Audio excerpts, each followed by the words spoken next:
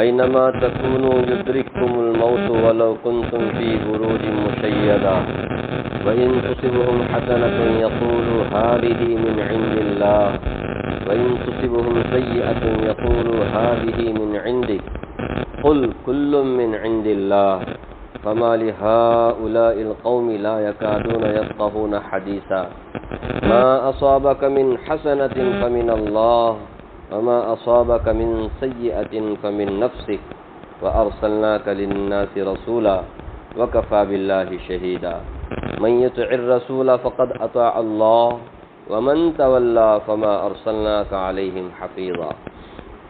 یہ سورہ نساء کی 3 آیتیں آپ کے سامنے پڑھی گئی، 78، 79، 80۔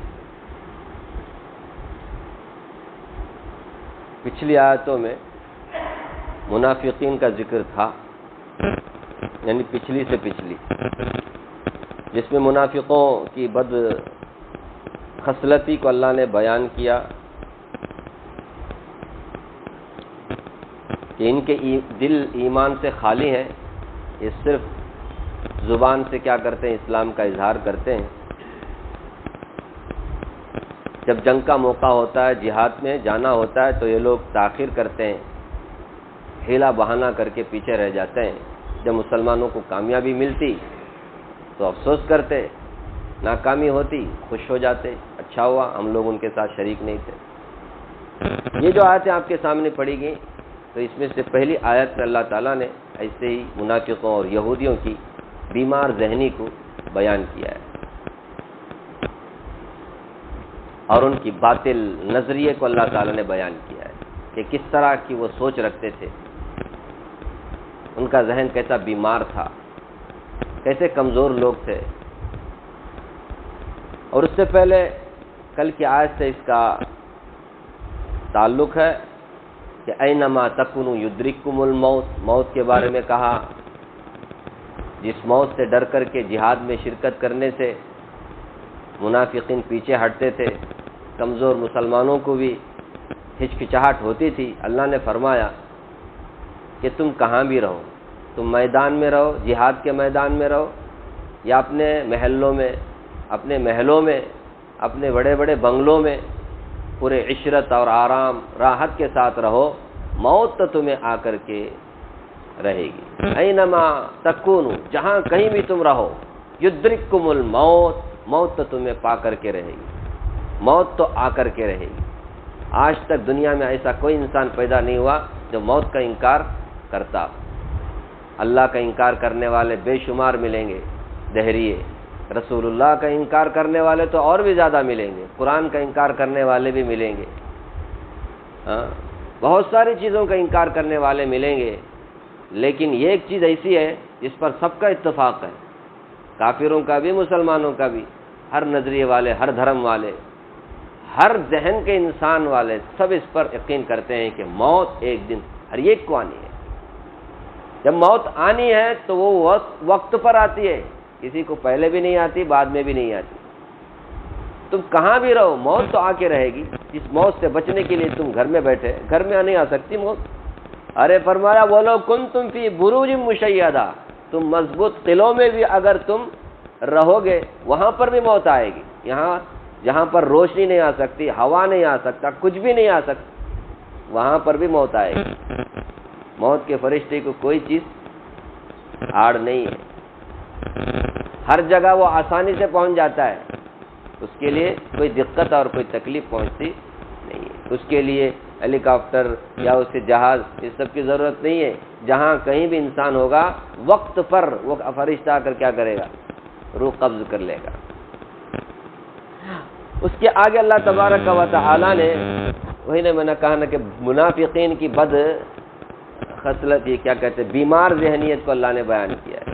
وہ کیا کرتے ہیں کہ ان کو اگر کوئی حسنہ، بھلائی، خوشحالی، صحت، تندرستی، دولت مندی، دنیا کے اعتبار سے جو کچھ بھی اچھائی پیش آتی تو اس کو تو اللہ کی طرف نسبت کرتے۔ اللہ کی طرف نسبت کرنے کا مطلب یہ نہیں کہ حقیقت میں بھی وہ اللہ تبارک و تعالیٰ کے اوپر اتنا یقین رکھتے ہوں، بلکہ ایک اتفاق کے طور پہ، ایک محاورے کے طور پر وہ ایک اتفاق کی چیز سمجھ کر کے کہتے ہیں تو اللہ کی جانب سے ہونے کا تھا، ہو گیا۔ لیکن کوئی مصیبت پہنچتی، ناکامی پہنچتی، بیماری آتی، تنگ دستی آتی، فقر فاقہ آتا، تو اسے رسول اللہ صلی اللہ علیہ وسلم کی طرف نسبت کرتے ہیں کہ ان کی وجہ سے ہوا، ان کی وجہ سے ہوا، نعوذ باللہ۔ اللہ تبارک و تعالیٰ نے اس کا جواب بھی دیا ہے، اسے سنیے، فرمایا وَإِن تُصِبْهُمْ حَسَنَةٌ، اگر انہیں کوئی بھلائی پہنچتی ہے، بھلائی میں ساری چیزیں آ گئی، جیسے ہم پڑھتے ہیں نا ربنا آتنا فی الدنیا حسنہ، حسنہ، حسنہ میں بہت ساری بھلائیاں آ جاتی ہیں، ایمان کی توفیق ملنا بھی، نیکی کی توفیق ملنا بھی، نماز پڑھنے کی توفیق ملنا بھی، یہ بھی حسنہ ہی میں ہے۔ لیکن یہاں حسنہ میں دنیا کے جتنی چیزیں جسے آدمی بھلا سمجھتا ہے، اچھا سمجھتا ہے، وہ سب، آدمی خوشحال رہنا پسند کرتا ہے، دولت مند رہنا پسند کرتا ہے، صحت مند رہنا پسند کرتا ہے، کامیابی پسند کرتا ہے، آسودہ حالی پسند کرتا ہے۔ تو اگر کوئی انہیں حسنہ بھلائی پہنچتی ہے، یقولو کہتے ہادی من عند اللہ، یہ اللہ کی طرف سے، کہ اللہ کی طرف سے جو بولتے ہیں یہ اللہ سے محبت، اللہ سے بہت ہی زیادہ ان کا تعلق ہے، اللہ پر اتنا بہت ان کو یقین ہے، اس طرح سے نہیں، محاورے کے طور پہ کہ ایک اتفاق کے امر ہے جو اللہ سے ہونے کا تھا، ہو گیا، سمجھ۔ وَإِن تُصِبْهُمْ سَيِّئَةٌ، اور اگر انہیں کوئی سیئہ، برائی، بدحالی، فقر فاقہ، تنگ دستی، بیماری، پریشانی، تکلیف انہیں پہنچتی، یقولو کہتے ہادی من عندک، کہتے اے پیغمبر تمہاری طرف سے یہ تمہاری وجہ سے، تمہاری نہ ہو سک۔ جیسے مدینے میں آنے کے بعد میں رسول اللہ صلی اللہ علیہ وسلم مدینے میں کچھ تھوڑا بہت کیا بھی خرابی تو بولتے ان کی وجہ سے، جب تک یہ لوگ نہیں آئے ہم لوگ بہت اچھے سے خوشحال تھے، آسودہ حال تھے، برا شگون لیتے تھے، کچھ تکلیف پہنچی، قحط سالی آتی یا کچھ کسی بھی چیز میں کمی آتی، بولتے ان لوگوں کی وجہ سے سب ہوا، یہ لوگ جب سے آئے ہیں ہم لوگوں کے لیے تو مصیبت آ گئی۔ سمجھ رہے کیسے کیسے باتیں بول کر رسول اللہ صلی اللہ علیہ وسلم کے لوگ تکلیف دیتے تھے۔ قرآن کہتا ہے کہ برائی پہنچتی تو کہتے ہیں کہ تمہارے طرف سے، تمہارے تو مطلب رسول اللہ کی طرف سے، اس طرح برا شگون لیتے تھے۔ اللہ تعالیٰ نے اس کا جواب میں فرمایا، یہ کتنی بدتمیزی نہیں، کتنا بڑا اعتراض، کتنا بڑا الزام۔ رسول اللہ صلی اللہ علیہ وسلم سے اللہ تعالیٰ نے فرمایا قل، پیغمبر آپ کہیے کل من عند اللہ، حسنہ ہو سیئہ ہو، کامیابی ہو ناکامی ہو، خوشحالی ہو بدحالی ہو، دولت مندی ہو فقر فاقہ ہو، راحت ہو تکلیف ہو، صحت ہو بیماری ہو، فرمایا سب چیزیں اللہ کی طرف سے ہیں۔ ہر چیز کا خالق مالک کون ہے؟ اللہ ہے۔ اس کے منشے کے بغیر، اس کی اجازت کے بغیر، اس کی قدرت کے بغیر کوئی کسی کے ساتھ کچھ بھی نہیں کر سکتا۔ ہر چیز اس کی طرف سے، ہر حالت اس کی طرف سے، اس کی اجازت سے ہی دنیا میں اچھائیاں بھلائیاں، دن رات، بارش دھوپ، سب اس کے حکم سے ہی ہے، سب کچھ اس کی طرف سے ہے، سمجھ رہے؟ لیکن فما لہؤلاء القوم لا یکادون یفقهون حدیثا، لیکن اس قوم کو کیا ہو گیا کہ یہ لوگ بات سمجھنے کی کوشش ہی نہیں کرتے، بات سمجھنا ہی نہیں چاہتے۔ حدیثا مطلب حدیث وہ نہیں، بات، حدیث، بات کو عربی میں حدیث بولتے ہیں۔ یہ اور بات ہے کہ اصطلاح ہے حدیث میں بھی رسول اللہ صلی اللہ علیہ وسلم کی باتوں کو حدیث کہا جاتا ہے۔ یہاں پر بات سے مراد رسول اللہ کی بات نہیں ہے، حدیث سے مراد یہاں مطلق بات ہے۔ یہ لوگ بات سمجھنا نہیں چاہتے، اللہ کی بات، رسول اللہ کی بات سمجھنا نہیں چاہتے۔ یہ اچھائی پہنچتی ہے اللہ کی طرف سے بولتے ہیں، برائی پہنچتی تو اس کو نبی صلی اللہ علیہ وسلم کی طرف نسبت کرتے ہیں۔ پھر ہمارا ذہن کیسا ہونا چاہیے؟ یہ ایک تو اللہ نے مطلق بتا دیا کہ ڈائریکٹلی انڈائریکٹلی سب کچھ اللہ کی طرف سے، لیکن ادب ہونا چاہیے۔ کیا ہونا چاہیے؟ ادب ہونا چاہیے۔ ادب کا تقاضا یہ ہے کہ اچھائی ملے اللہ کی طرف نسبت کرے، برائی ملے اسے اپنی طرف نسبت کرے، اللہ کی طرف نسبت نہ کرے۔ ادب ہو، سمجھ رہے؟ ادب سکھایا جا رہا ہے۔ اس لیے فرمایا ما اصابک من حسنۃ فمن اللہ، جو تمہیں حسنہ پہنچتا ہے، بھلائی پہنچتی ہے، کامیابی پہنچتی ہے، صحت تندرستی ملتی ہے، دولت مندی حاصل ہوتی ہے، آسودہ حالی تمہیں حاصل ہوتی ہے، آرام ملتا ہے، یاد رکھنا اس میں تمہارے عمل کا کوئی دخل نہیں، تمہارے عقل کو کوئی دخل نہیں، تمہاری کوشش کو کوئی دخل نہیں، سب کچھ من اللہ، اللہ کی طرف سے۔ ایسا سمجھے، اللہ کا فضل ہے بھائی تب جا کر کے میں اس میں کامیاب ہوا، اللہ کا فضل ہے بھائی تب جا کے میں اس میں مجھے نفع ملا، اللہ کا فضل ہے بھائی مجھے اللہ تعالیٰ نے تندرستی دی، اللہ کا فضل۔ جتنی اچھائیاں ملتی ہیں وہ سب کس کی طرف سے ہے؟ اللہ کی طرف سے، سمجھے۔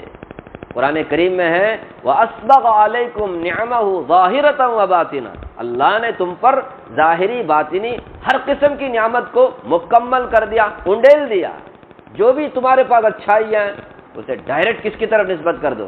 اللہ کی طرف نسبت کر دو کہ تمہارا اس میں کوئی کمال نہیں ہے۔ نہیں میں اپنے فلاں، ارے کس نے دیا؟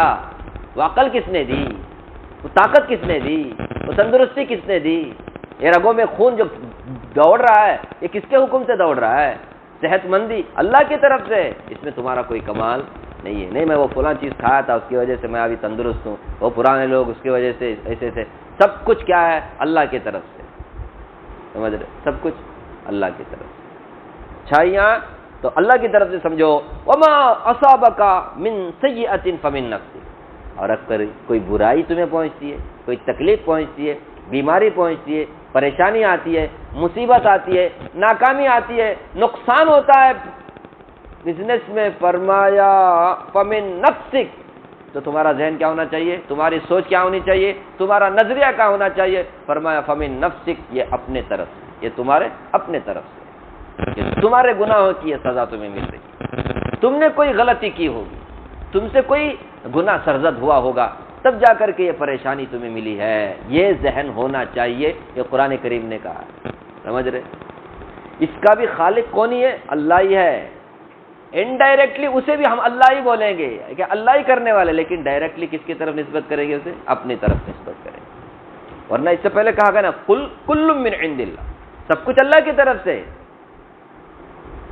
لیکن اچھائی ملے ادب کا تقاضا ہے اللہ کی طرف، برائی حاصل ہو، کوئی تکلیف پہنچے تو ادب کا تقاضا یہ اپنی طرف سے اپنی طرف نسبت کرے کہ یہ میرے گناہوں کی سزا مجھے مل رہی ہے، گناہوں کی سزا مجھے، جیسے قرآن کریم ایک جگہ فرمایا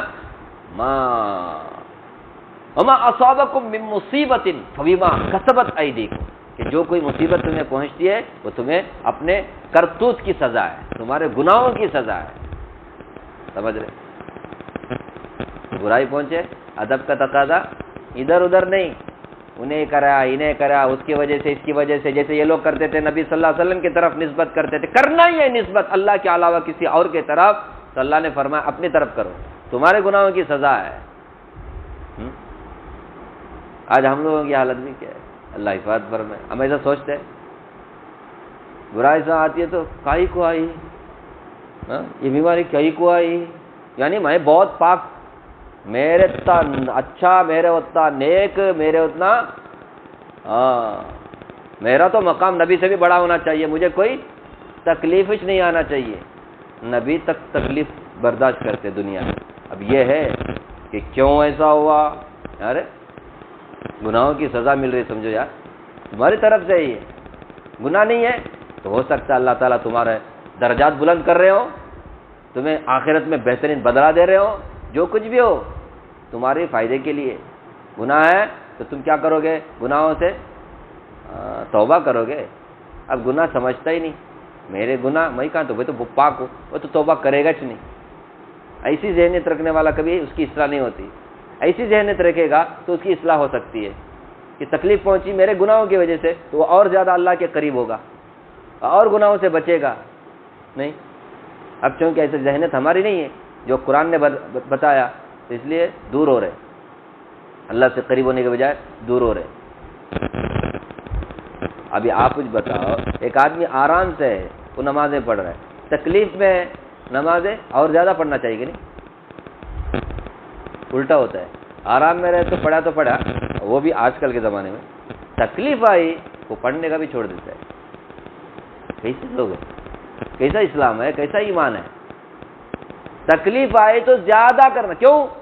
کیونکہ میرے گناہوں کی سزا ہے، میں اللہ سے دور ہوا شاید، اس لیے اللہ نے یہ حالات لائے. تو کیا ہوگا؟ اگر کوئی تکلیف میں دور ہوتا ہے اللہ تعالیٰ سے، سمجھنا اسے آلریڈی سزا مل گئی، یہ اسے عذاب ہے اس کے لیے. کیونکہ سب سے بڑی اللہ کی طرف سے نعمت کیا ہے؟ دولت کا ملنا نہیں ہے، نماز پڑھنے کی توفیق ملنا، اللہ کے حکم پر عمل کرنے کی توفیق ملنا، یہ سب سے بڑی نعمت ہے. سمجھ رہے؟ اور سب سے بڑی سزا کیا ہے دنیا میں؟ زلزلہ، طوفان، زلزلہ، طوفان، بیماری. سب سے بڑی سزا کیا ہے؟ کہ آدمی اللہ کے حکم سے دور ہو جائے. کسی کو نماز پڑھنے کی توفیق نہ ملے، اس سے بڑی سزا اور کوئی نہیں ہو سکتی. سمجھ رہے؟ لیکن لوگ سمجھتے ہیں یہ سزا والے تو خالی طوفان، زلزلہ، فلاں فلاں کو، یہ بھی ایک سزا ہی ہے. یہ بھی سزا کہ آدمی کو اللہ بولنے کی توفیق نہیں ہو رہی ہے، پھر مسلمان کو نماز پڑھنے کی توفیق نہیں ہو رہی. خیر، میں کیا عرض کر رہا تھا کہ اللہ تعالیٰ نے بتایا کہ تمہارا ذہن کیسا ہونا چاہیے، تمہاری سوچ کیسی ہونی چاہیے. سب چیز کا خالق اللہ ہے، اس میں تو کوئی دو رائے نہیں ہے. لیکن ادب کا تقاضا یہ ہے کہ اچھائی پہنچے اسے اللہ کی طرف ڈائریکٹ نسبت کر دو کہ وما بکم من نعمت فمن اللہ، جو نعمت ابھی تمہارے پاس ہے وہ اللہ کی طرف سے ہے. لیکن برائی آتی ہے، کوئی مصیبت آتی ہے، تکلیف آتی ہے، تو اسے فمن نفسک، اپنی طرف نسبت کرو کہ وما اصابکم من مصیبت فبما کسبت ایدیکم. اللہ نے فرمایا کہ جو مصیبت بھی تمہارے پر آتی ہے وہ اللہ کے تمہارے اپنے برائی کی وجہ سے، تمہارے گناہوں کی یہ سزا ہے. باقی رسول اللہ صلی اللہ علیہ وسلم کو تم ملزم ٹھہراتے، نعوذ باللہ. فرمایا وَأَرْسَلْنَاكَ لِلنَّاسِ رَسُولًا، پیغمبر ہم نے تو آپ کو لوگوں کے لیے رسول بنا کر کے بھیجا ہے، پیغمبر بنا کر کے بھیجا ہے. رسول کا مطلب پیغام، اللہ کا پیغام بندوں تک پہنچانا. تو وہ کام کر رہی ہے، جو حکم اللہ کی طرف سے آتا ہے، جو باتیں اللہ کی طرف سے بندوں کو، یہ رسول کیا ہوتے ہیں؟ اس کے قطعی واسطہ ہوتے ہیں، ذریعہ ہوتے ہیں اللہ کے پیغام کو لوگوں تک پہنچانے کے. اللہ کی مرضی کیا، اللہ کی نامرضی کیا، اللہ کے احکام کیا، اللہ کس سے خوش ہوتے، کس سے ناراض ہوتے، سارے پیغام کو پہنچاتا کون ہے؟ پیغمبر پہنچاتا ہے. پیغمبر ہم نے تو آپ کو رسول لوگوں کے لیے کیا بنایا؟ پیغام پہنچانے والا بنایا. پیغمبر جو بولتے ہیں نا، پیغام پہنچانے والا، پیغمبر اسی سے پیغمبر ہو گئے، پیغام پہنچانے والا. یہ لوگ مانے نہ مانے، وکفا باللہ شہیدا، اللہ تعالیٰ کافی ہے گواہی کے لیے. سب سے بڑا گواہ کون ہی ہے؟ قرآن میں اللہ گواہی دے رہے ہیں، سب سے سچی کتاب ہے. غیر بھی مانتے ہیں، مسلمان مانتا ہے کہ نہیں معلوم، غیر بھی مانتا ہے. قرآن سچا کلام ہے. قرآن پڑھ کر کے سائنس کیا کر رہے ہیں؟ سائنسدان، سائنٹسٹ ریسرچ کر کے، وہ لوگ دوسری نیت سے پڑھتے ہیں، ایمان کے حصہ سے. مسلمان تو دونوں نیت سے پڑھتا چلی. تو اللہ کافی ہے. اور اللہ تعالیٰ نے اپنی گواہی کے ثبوت میں رسول اللہ صلی اللہ علیہ وسلم کے سچے نبی ہونے کے لیے کتنے معجزات ظاہر کیے. کافی نہیں ہے؟ اللہ کافی ہے گواہی کے لیے. اللہ کافی ہے، یہ انہوں مانے یا نہ مانے. باقی رسول اللہ صلی اللہ علیہ وسلم کا مقام مرتبہ کیا ہے؟ فرمایا من یطع الرسول فقد اطاع اللہ. یاد رکھو، جو رسول اللہ کی اطاعت کرتا ہے اس نے تو اللہ کی اطاعت کی. جو رسول اللہ کی بات مان کر چلتا ہے وہ اللہ کی بات مان کر کے چل رہا ہے. قرآن جس طرح حجت ہے، حدیث رسول بھی کیا ہے؟ حجت ہے. اللہ کی اطاعت، رسول اللہ کی اطاعت، یہ وحدت ہے، اس میں جوڑ ہے. یہ دونوں الگ الگ نہیں ہو سکتے. ایک آدمی رسول اللہ کا انکار کر دے، رسول اللہ کی اطاعت نہ کرے، اور اللہ رب العالمین کی اطاعت کرے اور وہ مسلمان کہلائے، ایسا نہیں ہو سکتا۔ رسول اللہ کا انکار کرنے کے بعد وہ اللہ کا مطیع اور فرما بردار ہو، یہ ہو ہی نہیں سکتا۔ جو رسول اللہ کا انکار کیا اور اللہ کا بھی انکار کیا، جو رسول اللہ کی اطاعت سے روگردانی کیا وہ اللہ کی اطاعت سے بھی روگردانی کیا۔ وہ بول ہی نہیں سکتا کہ نہیں میں تو صرف اللہ کی بات مانتا ہوں، رسول اللہ کی بات۔ جو رسول اللہ کی بات نہیں مانا وہ اللہ کی بات نہیں مانا، سمجھ رہے؟ وہ کتنا بھی بول لے میں تو اللہ کی بات مانتا ہوں، رسول اللہ کی بات کہاں اللہ کی بات مان رہے ہیں؟ جو رسول اللہ کی بات نہیں مانا وہ چاہے ہزار نہیں کروڑوں مرتبہ بھی بول لے میں اللہ کی بات مانتا ہوں، وہ اللہ کی بات نہیں مان رہا ہے، چاہے کتنا بھی لا الہ الا اللہ پڑھ لے، نماز پڑھ لے، کتنی بھی نمازیں پڑھ لے۔ جو رسول اللہ کی اطاعت نہیں کرتا، صاف صاف فرمایا من یطیع الرسول فقد اطاع اللہ، جو رسول اللہ کی اطاعت کرتا ہے اس نے گویا کس کی اطاعت کر دی؟ کیونکہ رسول اللہ اپنی طرف سے کچھ بولتے نہیں نا، اللہ کی طرف سے وہ پیغام پہنچا رہے ہیں۔ اب رسول اللہ کی انکار کر رہا ہے ان باتوں کا، تو کس کا انکار کر رہا ہے؟ اللہ کا انکار کر رہے ہیں۔ تو کیسے ہو سکتا ہے کہ میں تو اللہ کی بات مانتا ہوں؟ جو رسول اللہ کی بات نہیں مانا وہ گویا اللہ کی بات بھی نہیں مانا، دونوں کا جوڑ ہے، سمجھ رہے؟ اطاعت رسول بھی اطاعت خدا، اللہ کے رسول کی اطاعت میں وحدت ہے، وحدت، یہ دونوں الگ الگ نہیں ہو سکتے کبھی بھی۔ کوئی ایسا بول نہیں سکتا رسول اللہ کا انکار کرتے ہوئے کہ میں اللہ کو ماننے والا ہوں، کیسا مانتا ہے؟ جب رسول اللہ کی بات نہیں مانتا ہے تو کیسا اللہ کے؟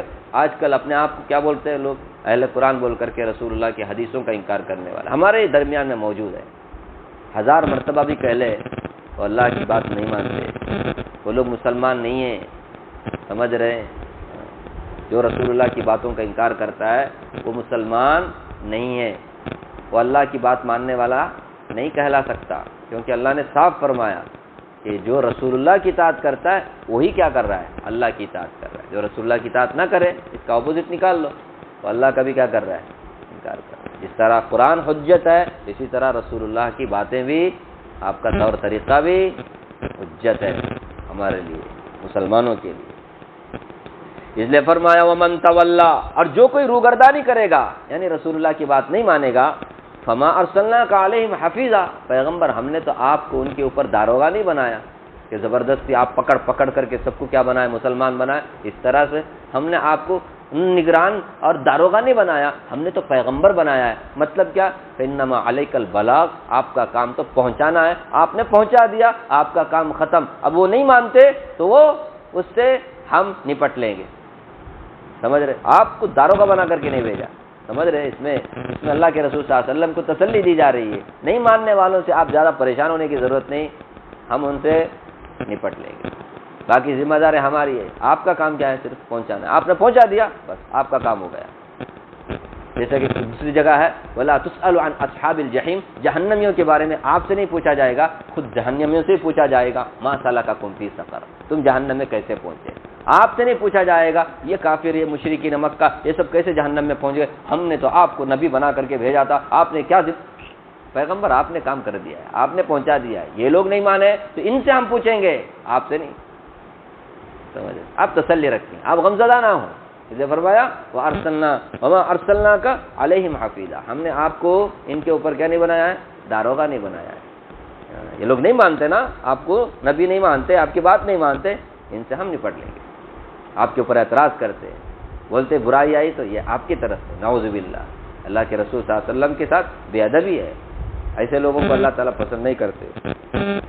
جو رسول اللہ کی بات نہیں مانتا، رسول اللہ کا ادب نہیں کرتا، رسول اللہ کی توہین کرتا ہے، وہ لوگ اللہ کی بھی توہین کر رہے ہیں، سمجھ رہے؟ رسول اللہ کی توہین یہ توہین نہیں ہے کہ برائی حاصل ہے تو اللہ کے نبی کی طرف نسبت کر دے، ارے اپنے گناہوں کی سزا سمجھ کر کے آدمی کو رہنا چاہیے، ٹھیک ہے؟ تو ہمارا بھی ذہن ایسا ہونا چاہیے قرآن کے بتائے ہوئے نظریے کے مطابق۔ اللہ مجھے بھی آپ کو بھی اللہ کی کتاب پڑھنے، سمجھنے اور اس کے تقاضے پر عمل کرنے کی توفیق عطا فرمائے۔